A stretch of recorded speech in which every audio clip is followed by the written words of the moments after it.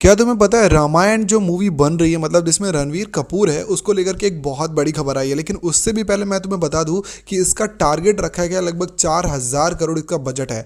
तुम्हें क्या लगता है कि जब नमित मल्होत्रा ने इसको बोला था कि 4,000 करोड़ बजट है तो सबको लगा था मजाक है। लेकिन अभी मैं आपको कुछ ऐसे फैक्ट्स और ऐसे न्यूज़ बताऊंगा जिसे सुन करके आपको लग जाएगा कि नहीं भाई, वो पूरी की पूरी जो 4,000 बजट है वो लगेगा। जी हाँ, लेकिन उससे पहले इस चैनल को सब्सक्राइब कर लो अगर तुम नए हो, और वीडियो को लाइक जरूर कर देना। चलो मैं आपको बताता हूँ। सबसे पहली बात कि वीडियो ऑलरेडी शूट हो चुका है, मतलब सारे जो कट्स है रामायण के वो पूरे शूट हो चुके हैं। Even not only for the first part, मतलब पार्ट 1 ही नहीं, पार्ट 2 का भी पूरा शूटिंग कंप्लीट हो चुका है। इवन जहां तक ऐसी न्यूज़ है कि पार्ट 1 की पूरी एडिटिंग कंप्लीट हो गई है और दूसरे की एडिटिंग चल रही है। तो अब इसमें सबसे इंपॉर्टेंट बात यह है कि इन दोनों ने 2 पार्ट क्यों जल्दी जल्दी शूट किया, क्योंकि इसी साल नवंबर में, मतलब 2026 के नवंबर में पार्ट 1 रिलीज होगी। तो पार्ट 2 क्यों शूट किया, मैं तुम्हें बताता हूँ कि क्यों शूट किया है।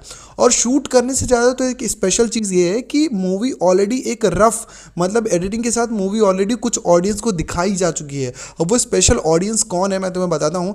उन्होंने हर एक एज की ऑडियंस को निकाला है, मतलब 18 से लेकर के 60 साल के कुछ ऑडियंस को उन्होंने चूज़ किया स्पेशली, और उनसे जाकर के उनका रिव्यू लिया है कि आखिरकार जब ये रियल ऑडियंस के पास जाएगी तो उनका क्या रिव्यू होगा। जैसे कि कुछ स्पेशल इफेक्ट्स है तो ये कैसे है, तो वो उन्होंने जज किया है किसके बेस पे, वो जो ऑडियंस है उन्होंने उसका रिव्यू देकर के बताया कि नहीं ये इफेक्ट्स कम है या ज़्यादा है। और जो थोड़ा ओल्डर वर्जन ऑफ ऑडियंस है वो बता रही है कि कितना ज़्यादा वो इस रामायण को कनेक्ट कर पा रहे हैं रामानंद सागर से, या फिर जो उनकी पुरानी बुक्स है। अब इन सब को निकाल करके जो एक रियल रामायण बाहर आएगा वो आपको देखने को मिलेगा नवंबर में। और आपको एक बात और मैं आपको बता दूं कि इससे ज़्यादा इसके पास्ट प्रोडक्शन में, मतलब इसके पोस्ट प्रोडक्शन में पैसे खर्च होने वाले हैं। शूटिंग वगैरह और ये सब तो दूर की बात है, एडिटिंग में बहुत ज़्यादा, वीएफएक्स में बहुत ज़्यादा पैसा खर्च किया जा रहा है। और इसको दूसरे कंट्रीज़ में इसके प्रोडक्शन के लिए जो इसका पूरा पैसा खर्च किया जा रहा है वो बहुत तगड़ा होने वाला है।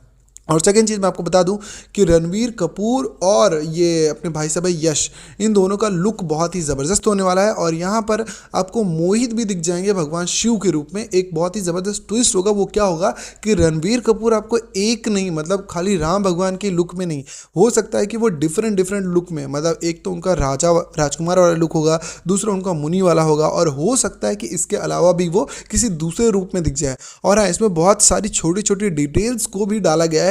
जैसे हमने रामायण में देखा है कि बहुत सारी ऐसे डिटेल्स है जो रामानंद सागर वाले में नहीं है, तो वो उससे भी एक्स्ट्रा इसमें काम किया गया है। जैसे कि शूर्पणखा ऑलरेडी अपने पति की मौत का बदला लेने के लिए रावण को मतलब अग्रसित करती है कि जाकर के वो भगवान राम से झगड़ा करे और उसकी मृत्यु हो जाए। तो ये सारी डिटेल्स को कहीं ना कहीं एक स्टोरी के रूप में आपको दिखाया जा सकता है। और जो दूसरा पार्ट होने वाला है वो फाइनल बैटल होगा, मतलब रावण और राम के बीच। लेकिन जो फर्स्ट बैटल होगा, मतलब जो पहला, नॉट बैटल बट जो पहला पार्ट होगा, उसमें कहीं ना कहीं रावण राम भगवान से आगे निकलने वाला है। तुम्हें ये सारी इंपॉर्टेंट इन्फॉर्मेशन कैसे लगी मुझे कमेंट करके बताओ। और हाँ, अगर तुमने रामायण देखी है रामानंद सागर वाली, या फिर तुमने बुक्स भी पढ़ी है, तो तुम्हें कितनी सारी डिटेल्स रामायण के बारे में पता है मैं जानना चाहूँगा। फिलहाल इस मूवी की पॉसिबल थियरी के बारे में मैं सोच रहा हूँ, तुम लोगों का क्या कहना है कमेंट करके ज़रूर बताना।